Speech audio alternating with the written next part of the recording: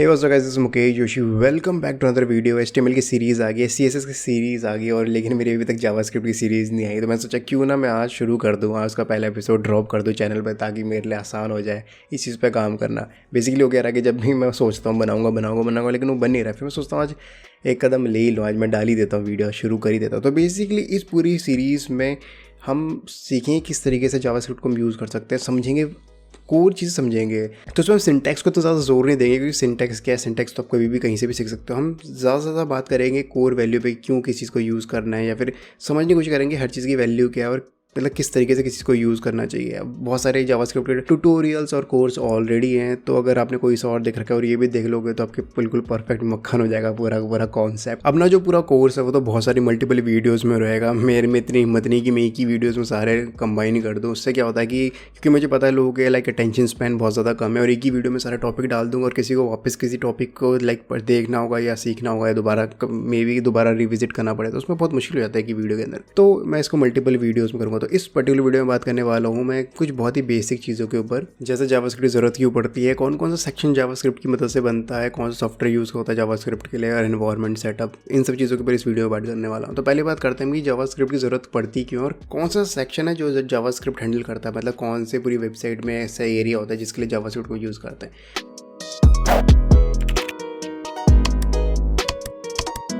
अब तो हमें पता है कि हम कभी वेबसाइट बनाते हैं तो हमारे पास तीन ही चीज़ यूज़ होती है, या तो HTML होती है, जावास्क्रिप्ट होती है, CSS होती है। एक्चुअली या नहीं यूज़ होती है, इस तीनों एक साथ यूज़ होती है। अब जावास्क्रिप्ट बहुत ही ऑप्शनल है, लाइक ज़रूरी नहीं कि किसी वेबसाइट में जावास्क्रिप्ट यूज़ हो ही हो। अगर आपको कोई लाइक फॉर एग्जांपल कोई स्टैटिक पेज है जिसमें आप बेसिक इन्फॉर्मेशन दिखाना चाहते हो बहुत ही ब्यूटीफुल तरीके, तो ज़रूरी नहीं है कि आप जावास्क्रिप्ट इसमें इंक्लूड करे ही करो। आप HTML और CSS से बहुत अच्छा प्यारा डिज़ाइन बना सकते हो। ज़रूरी नहीं कि आप उसमें लाइक इंटरेक्टिविटी डालो, या फिर उसमें जब तक आप उसमें कोई लाइक डायनेमिक एलिमेंट नहीं डालना चाहते तब तक जावास्क्रिप्ट की वहाँ पे ज़रूरत होती नहीं है। अब ना समझते हैं कि जावास्क्रिप्ट की ज़रूरत पड़ती क्यों है। हमें इतना पता है कि लाइक जो HTML और CSS से जितनी हेल्प से बनाते हैं, हम उसमें जो भी कंटेंट हम स्टैटिकली डालना चाहते हैं वो उसमें आता है। मेरे को पहले से अगर मैंने कोई कंटेंट डाल रखा है, HTML में मैंने पूरा कंटेंट तैयार करा है और CSS से मैंने उसको स्टाइल कर रखा है, तो मतलब मैं उसका कंटेंट को क्लाइंट को दिखा सकता हूँ, एंड यूज़र को ब्राउज़र पे दिखा सकता हूँ। पर क्या हो कि अगर मुझे उससे लाइक डिटेल्स लेनी हो या उससे डाटा लेना हो, या फिर क्या हो कि अगर मुझे कोई घड़ी दिखानी हो जो हर सेकंड टाइम अपडेट करती है, या फिर क्या हो कि मुझे स्लाइडर्स दिखाने जहाँ पे इमेज स्लाइड करती है और हर इमेज को क्लिक करने में कुछ पर्टिकुलर चीज़ होती है, या फिर क्या हो कि मतलब मुझे गूगल एनालिटिक्स लाइक मुझे एनालिटिक्स डालना हो वेबसाइट पे। इस तरह की जो माइक्रो इंट्रैक्शंस है या फिर इस तरह की जो इवेंट्स हैं इन जिनको अगर आप हैंडल करना चाहते हो, तो ये आप HTML और CSS की हेल्प से नहीं कर सकते हो। क्यों नहीं कर सकते हो? क्योंकि जो HTML है वो सिर्फ और सिर्फ एक मार्कअप लैंग्वेज है, वो कोई प्रोग्रामिंग लैंग्वेज नहीं है। और जो CSS है वो सिर्फ और सिर्फ स्टाइल शीट लैंग्वेज है। यानी कि जो HTML है वो सिर्फ और सिर्फ इसलिए यूज़ होती है कि आप बता सको कि ये एलिमेंट ये चीज़ है, ये एलिमेंट ये चीज़ है। इसको इस तरीके से समझो कि जब आप कोई भी आप अगर आपने कभी लाइक किसी कॉलेज में स्कूल में जब आपने कोई प्रोजेक्ट बनाया है, कोई फाइल तैयार करी होगी, तो आप हमेशा ध्यान दोगे आपने कभी लाइक हम पेन यूज़ करते हैं ब्लैक पेन और लाइक ब्लू पेन। हम ब्लैक पेन यूज़ करते थे क्वेश्चन के लिए, और लाइक ब्लू पेन यूज़ करते थे आंसर के लिए, और रेड पेन यूज़ करते थे चेक के लिए। लाइक हम तीन कलर अलग अलग कलर यूज़ करते थे। सेम तरह हम लाइक एक मार्किंग है, एक लाइक आइडेंटिफायर हो गया वो कलर की कौन सी चीज़ क्या होल्ड करती है। जो लाइक ब्लैक में वो हमारा लाइक क्वेश्चन है या फिर टाइटल है, और जो ब्लू में वो सिंपल उसकी बॉडी है, लाइक उसका आंसर है, और लाइक जो रेड कलर से हो रखा है लाइक वो टीचर की तरफ से रिमार्क है। सेम इस तरीके से HTML में होता है कि हम मार्क कर देते हैं कि ये यहाँ से लेके यहाँ से H1 से H1 ओपन से H1 क्लोज के बीच जितना भी ये हेडिंग है, हम हर चीज़ मार्क कर देते हैं, और जो मार्किंग होती है वो उस तरीके से लाइक ब्राउज़र उसको इंटरप्रेट करता है। इस पूरी प्रोसेस में लाइक HTML इतना केपेबल नहीं है, खुद में ऐसी कोई केपेबल लैंग्वेज नहीं कि वो कोई प्रोसेस लाइक कोई प्रोग्रामिंग या कोई लॉजिक रन कर सके। इसको समझो,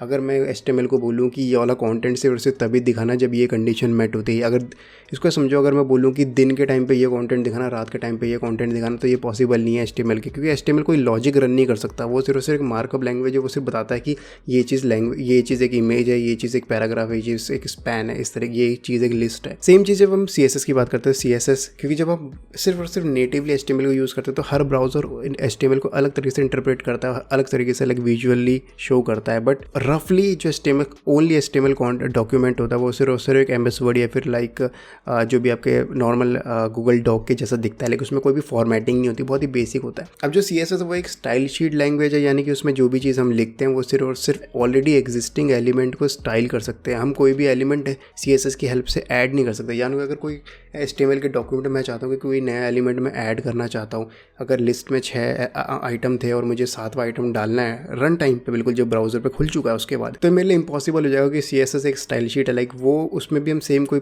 लॉजिक या फिर कोई प्रोग्रामिंग नहीं कर सकते। तो इतनी सारी कहानी का सिर्फ सार ये है कि जो हमारे पास HTML और CSS है, दोनों के दोनों इनकेपेबल हैं कोई भी लॉजिक्स, कोई भी प्रोग्राम रन करने पे। तो यहाँ पे जितनी भी लिमिटेशंस है, यहाँ पे जितनी बैरियर्स है, इसको ओवरकम करने के लिए हम यूज़ करते हैं जावास्क्रिप्ट। और जावास्क्रिप्ट खुद में एक बहुत मस्त लैंग्वेज है। अगर आप देखोगे पहले सिर्फ फ्रंट एंड पे यूज़ होती थी, अब फ्रंट एंड छोड़ो बैक एंड पे, इवन मशीन लर्निंग पे भी यूज़ होने लग गई। तो जावास्क्रिप्ट बहुत ही पॉपुलर लैंग्वेज। अगर इस टाइम पे कोई बोलेगी ऐसी कौन सी लैंग्वेज है जिस खाली उस लैंग्वेज को सीख के आप पूरा लाइक वेब डेवलपमेंट कर सकते हो, तो वो जावास्क्रिप्ट ही हो सकती है।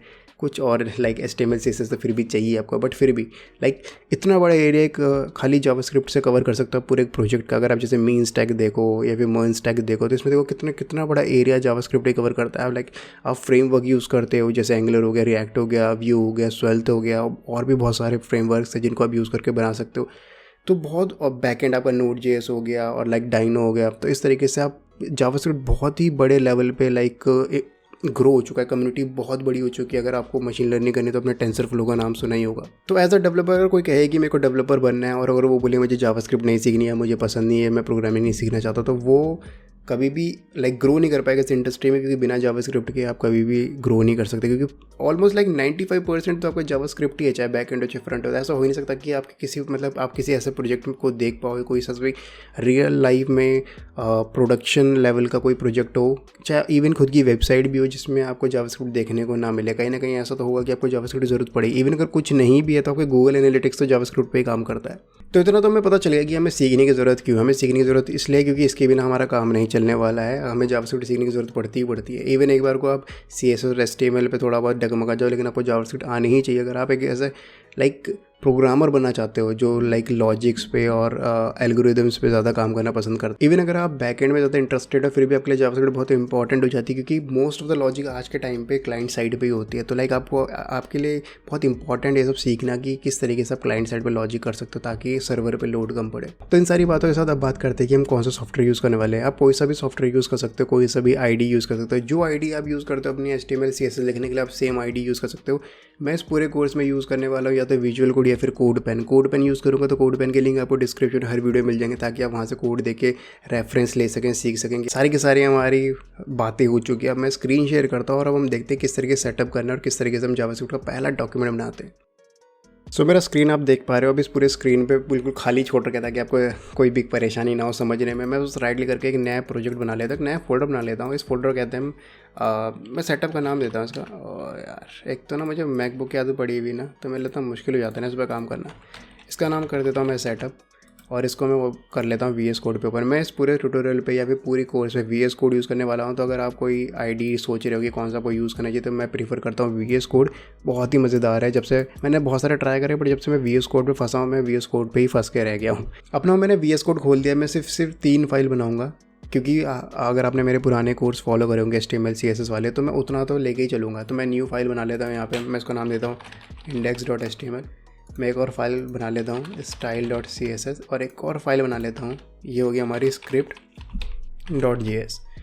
अब ना तीनों फाइल मैंने अलग अलग बना ली। इंडेक्स में मैंने अपना बेसिकली लाइक इंडेक्स पे अपना बेसिक मैंने HTML का स्ट्रक्चर डाल दिया है। मैं इसको सेव कर लेता हूँ और CSS को मैं बंद कर देता हूँ, जावास्क्रिप्ट फाइल को भी रखता हूँ। अब हम सीखते हैं कितने तरीक़ों से हम अपनी लाइक जो भी HTML की फ़ाइल है उस पर कितने तरीक़ों से हम अपनी जावास्क्रिप्ट को इंजेक्ट कर सकते हैं या फिर यूज़ कर सकते हैं, या फिर लाइक अपेंड जो भी कह लो, किस तरीके से कितने तरीक़ों से हम इसको लिख सकते हैं, कितने तरीके से हम यूज़ कर सकते हैं। ये वीडियो थोड़ी लंबी हो रही है, पर मैं चाहता था जावास्क्रिप्ट का कुछ ना कुछ 1 या 2 बात तो मैं बोलूँ एटलीस्ट एक कंसोल की कमांड तो हम रन ही कर ही दें, ताकि हम लाइक खाता तो खुले पूरी जावास्क्रिप्ट का।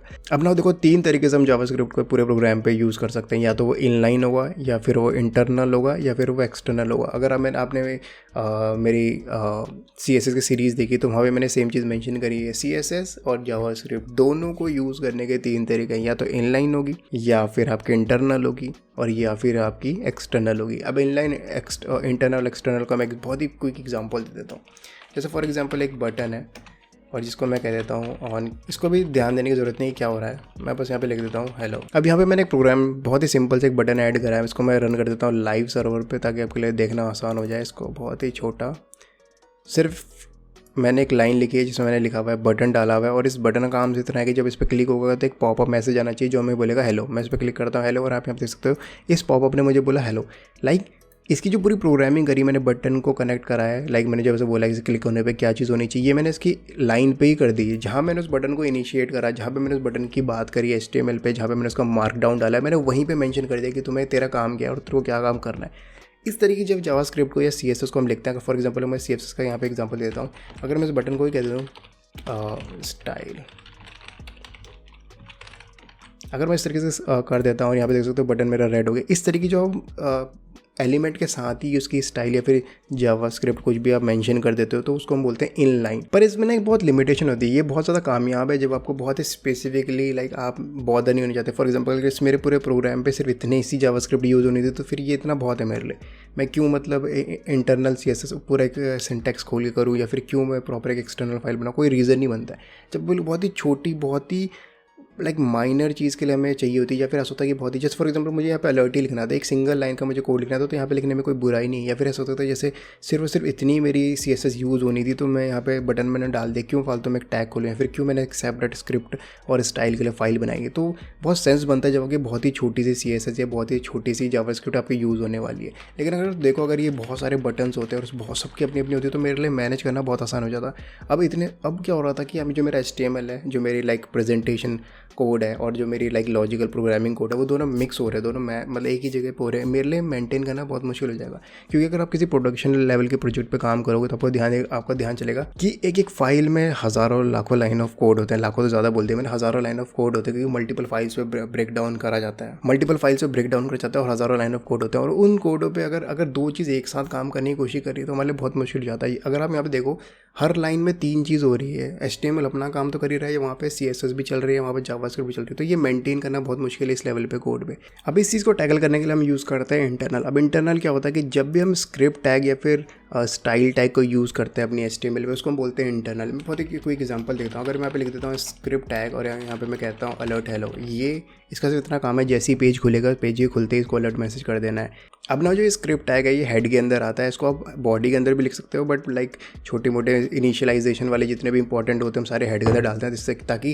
कंटेंट आने से पहले हमारी जावास्क्रिप्ट पूरी तैयार हो। क्यों ज़रूरत पड़ती है तैयार करने की, उसका मैं रीज़न बताऊंगा आराम से। अब अगर मैं पेज रिफ्रेश करके तो मैं दिखाऊँ, पेज रिफ्रेश करते हैं यहाँ पे हेलो प्रिंट हो गया सेम। अब ये जो मेरा तरीका है इसको लिखने का, इसको कहते हैं मैं इंटरनल जावास्क्रिप्ट। अब तीसरी जो चीज़ है वो हमारी होती है एक्सटर्नल जावास्क्रिप्ट। अब एक्सटर्नल में क्या होता है कि जितना भी हमारा इंटरनल है, जितने भी इनलाइन है, हम ये सब नहीं करते हैं, क्योंकि इससे हमारा HTML कोड डिस्ट्रैक्ट हो रहा है और मतलब इस पर अच्छा नहीं लगता कि मेरे HTML कोड में ही मेरा जावास्क्रिप्ट आ रही है। तो हम क्या करते हैं कि सारा का सारा जावास्क्रिप्ट का कोड निकाल के एक एक्सटर्नल फाइल में डाल देंगे, जो मैंने यहाँ पे ऑलरेडी बना रखी है, जो है script.js। यहाँ से मैं कोड हटा दूँगा, इसको सेव करता हूँ। यहाँ पर मैं सेम कोड लिख देता हूँ हेलो, और अब मैं यहाँ पे बॉडी में यहाँ पे मैं स्क्रिप्ट को अपेंड कर देता हूँ। अब ना एक स्क्रिप्ट टैग करके मैंने इसको अपेंड कर दिया। अब क्या होगा कि अब जितना भी कोड मैं जावास्क्रिप्ट को यहाँ पे लिखूंगा वो automatically at the end index file के अंदर ही चला जाएगा। इससे क्या हो रहा है कि मेरे लिए मैनेज करना ज़्यादा आसान हो रहा है। मैं मेरा HTML कोड बहुत क्लीन लिखेगा मेरे फाइल पे। बहुत कम चांसेस है कि मतलब मेरे से कोई बग हो या फिर कोई इशू है। और जब मैं जावास्क्रिप्ट पे काम कर रहा हूँ तो जो HTML कोड है वो मुझे डिस्ट्रैक्ट नहीं करेगा और वो मेरे लिए मुश्किल नहीं करेगा काम करने के लिए। अब अगर मैं सेम आपको ब्राउज़र पे यहाँ पे दिखाता हूँ, मैं इसको रिफ्रेश करता हूँ तो आप देखोगे अभी भी काम कर रहा है, क्योंकि यही तरीका है इसको एक्सटर्नल को यूज़ करने का। नाउ मैंने तीनों तरीके बता दिए, इंटरनल कैसे होता है, इनलाइन कैसे होता है, एक्सटर्नल कैसे होता है। अब इसके साथ मैं इस वीडियो कंप्लीट करता हूँ क्योंकि बहुत लंबी हो जाएगी। और अगले ट्यूटोरियल से हम बात करने वाले हैं वेरिएबल्स क्या होते हैं एंड ऑल द स्टफ। बहुत मज़ेदार, बहुत मस्त सीरीज़ होने वाली है। And with that being said, अगर वीडियो पसंद आएगी तो please let me know in the comment section. Like कर देना, शेयर कर देना, सब्सक्राइब कर देना, और भी कुछ कर देना, लाइक सब कुछ कर देना, ज़मीन ज़्यादा सब मेरे नाम का कर देना। And with that being said, I will see you in the next video.